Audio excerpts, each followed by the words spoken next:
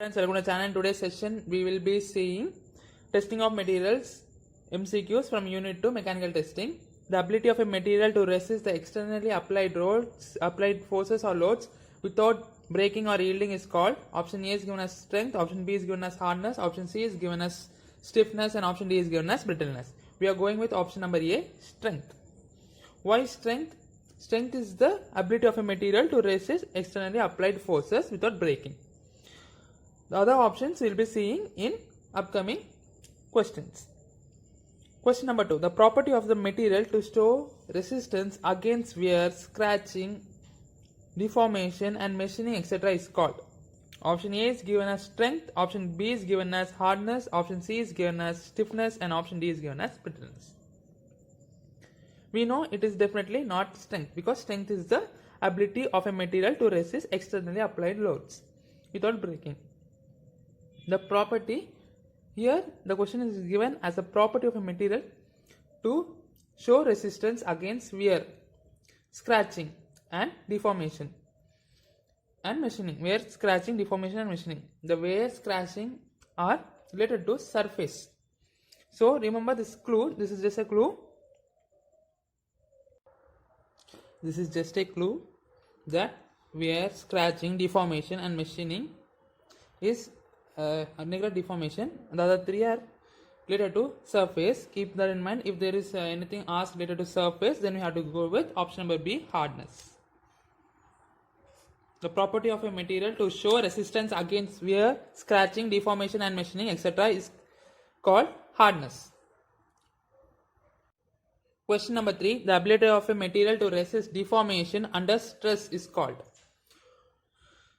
Option A is given as strength, option B is given as hardness, option C is given as stiffness, and option D is given as brittleness. The ability of a material to resist deformation under stress is called as stiffness. We are going with option number C, stiffness. Question number 4. The dash is the measure of stiffness. Option A is given as Young's modulus, option B is given as modulus of elasticity, option C is given as both A and B, and option D is given as none of these. Young's modulus is Young's modulus and modulus of elasticity are the same, so we are going with option number C, both A and B, and these two are the measure of stiffness. Usually the Young's modulus has a number. We will be usually be seeing 2 into 10 to the power 10, 2 into 10 to the power 6 GPa. That is some measure of stiffness. So we are going with option number C, both A and B. Question number 5. Dash is a property of the material to regain its original shape after deformation when the external forces are removed. Option A is given as elasticity, option B is given as plasticity, option C is given as ductility, and option D is given as malleability. Which is the property of a material to regain its original shape and size after deformation when external forces are removed? I am going with option number A, elasticity. Because elasticity is the property of a material to regain its original shape after removal of external forces. After deformation when external forces are removed. So I am going with option number A, elasticity. Which property of the material is necessary for forging, in stampings, images on coins and in ornamental work? Which property of a material is necessary for forging of metals? And in coins we will be pasting, in 1 rupee coin we will be having back side emblem, and front side will be having 1 and we will be calling as tails, and other side will be calling as heads. That stampings are all done by which property, or based on which property? That is the question asked. We will see the options. Option A is given as plasticity, option B is given as elasticity, option C is given as ductility, and option D is given as brittleness. Elasticity, ductility and brittleness does not come to this. So we are going to option number A, that is plasticity. Elasticity, why it don't come means, if you are giving some impression and the material goes on elastic, if it goes on and come out deformation, you are giving an impression to the coin, and if it regains to its original shape, then no value for giving an impression. You can't have an impression on that coin. So elasticity is gone. Ductility, you can't, coin cannot be drawn to a wire. So if ductility also does not comes here. Brittleness, you are applying some force and the coin breaks, then you can't give it for sales. So I'm going with option number A, plasticity. Question number 7, dash is a property of the material enabling it to be drawn into wire with the application of tensile forces. Option A, ductility. Option B, malleability. Option C, toughness. Option D, plasticity. And option E, elasticity. Can be drawn into a wire. So you might have a confusion between ductility and elasticity, but the correct answer is ductility. Question number 8, which property of the material that is opposite to ductility property? Option A is given as plasticity, option B is given as malleability, option C is given as brittleness, and option D is given as toughness. So I am going with option number C, brittleness. That property is opposite to ductility. Question number 9, dash is the special case of ductility which prevents materials to be rolled or hammered into thin sheets making wire. That is a special case of ductility which prevents materials to be rolled or hammered into thin sheets and making wire. The options given are option A, malleability, option B, toughness, option C, resilience, option D, elasticity. Dash is a special property of ductility. If a special property of ductility, it cannot be elasticity, it cannot be resilience, it cannot be toughness. So I am going with option number A, malleability. Malleability is the special property of ductility.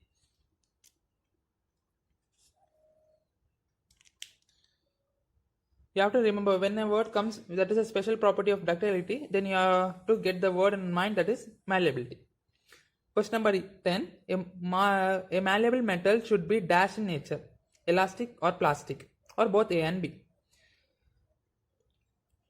A malleable metal should be definitely plastic, because without plastic nature, if it is an elastic nature, you definitely can't manufacture it and change it to some deformed shape. So I'm going with option number B, plastic.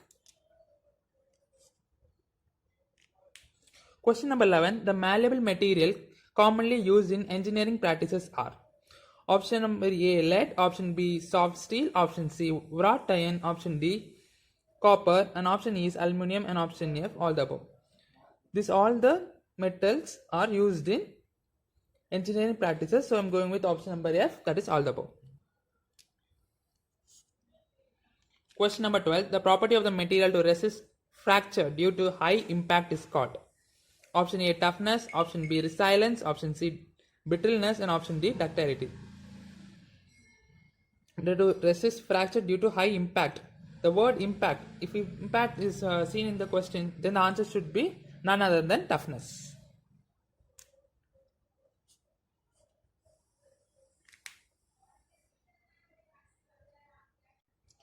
Question number 13, the dash is the property of a material to absorb energy and to resist shock and impact loads is question number A. Option number A is given as resilience, option B is given as toughness, option C is given as brittleness, and option D is given as ductility.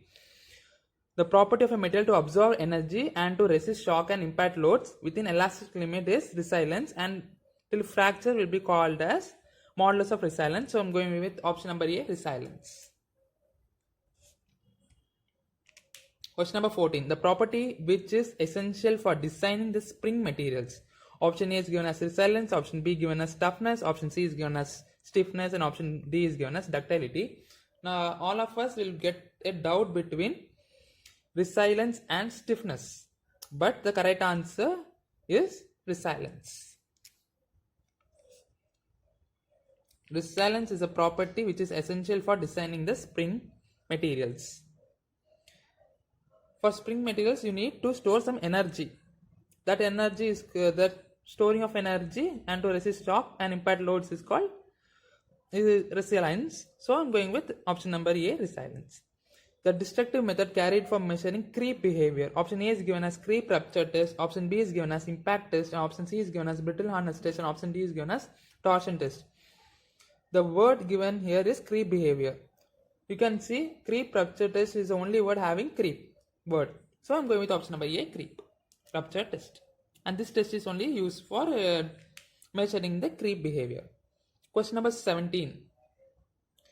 The destructive testing method used for measuring hardness is brittle hardness test, brittle test, Rockwell test,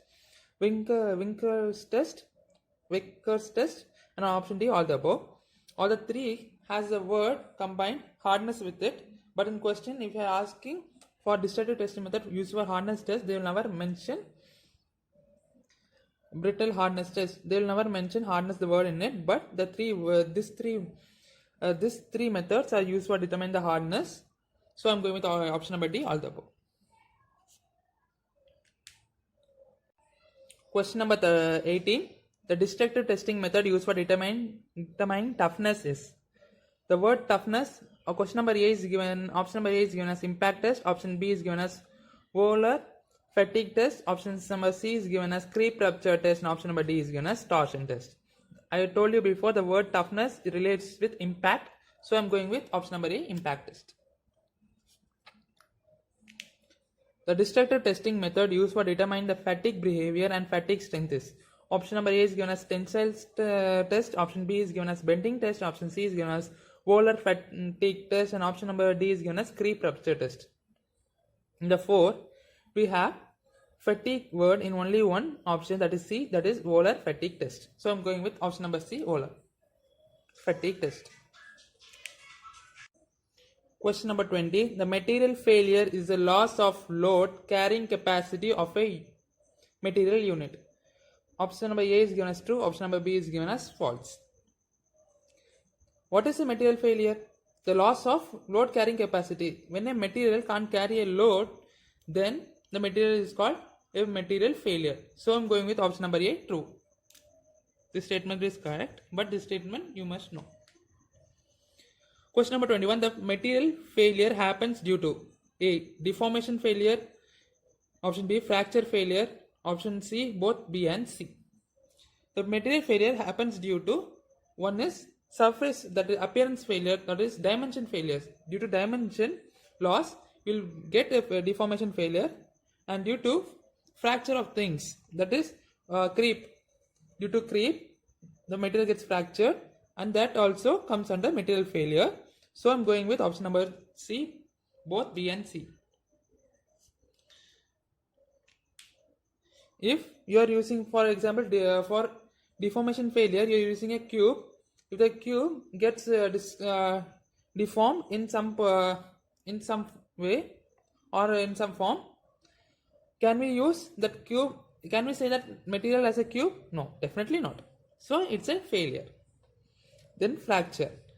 You are using some knife for a long time and it gets break after some period of time into two halves. That is called as fracture.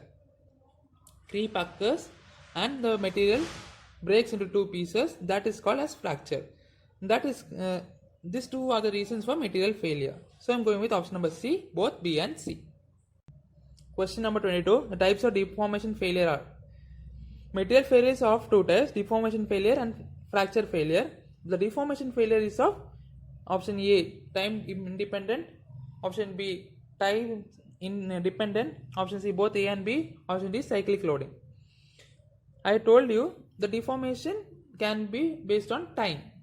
So time independent and time independent both will come in deformation failure. So I'm going with option number C, both A and B. These two are the types of deformation failures. Question number 23. The types of fracture failure is. Option A, static loading, option B, cyclic loading, option C, both A and B, and option D, time dependent. The type of fracture failure is static loading and cyclic loading. So I'm going with both. In cyclic you get fatigue. Due to fatigue you will get due to cyclic loading there is a bell. There is a marker here. This marker is there. I am going to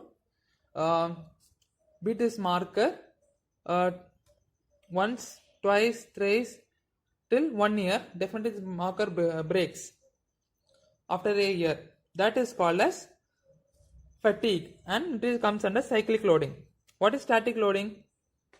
I have kept this marker. I will break this marker once for all, giving an impact loading. That comes under static loading, and break in both conditions breaks into two halves. So I am going with option number C, both A and B.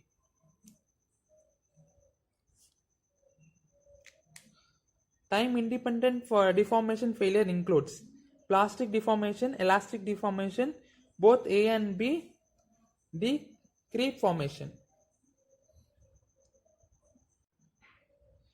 Time independent deformation.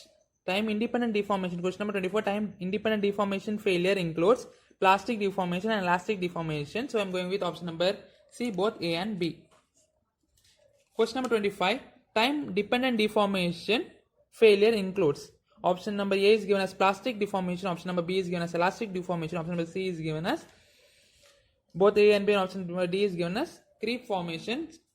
Time dependent, creep is a time dependent, I told you. So I am going with option number D, 25. Option number D for 25th question, that is creep formation. Thanks for watching, guys. If you like the video, please like it, and if you have any doubt on this on videos, on any question, please comment on the question. Just put the question number and I have this doubt, just text me in the comment. And if for more videos like this, please subscribe the channel and share with your friends. Okay guys, bye.